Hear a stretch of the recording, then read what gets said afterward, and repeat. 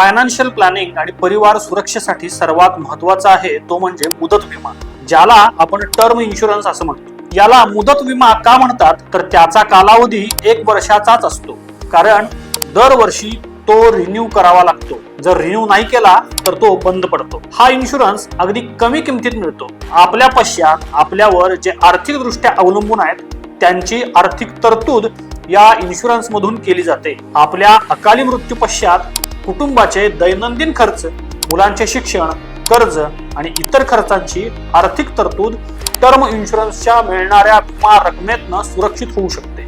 तुमच्या वार्षिक उत्पन्नानुसार, गरजेनुसार पुरेसा टर्म इन्शुरन्स घ्या। घेतला असेल तर तो न चुकता वेळेत भरा। तुम्ही तुमच्या परिवार आर्थिक सुरक्षेसाठी पुरेसा टर्म विमा घेतलाय का तपासून बघा। पुरेसा टर्म इन्शुरन्स कितीचा असावा हे जाणून घ्यायचंय? संपर्क करा आणि फॅमिली फर्स्ट YouTube चॅनलला सबस्क्राईब आणि इन्स्टाच्या पेजला फॉलो करा।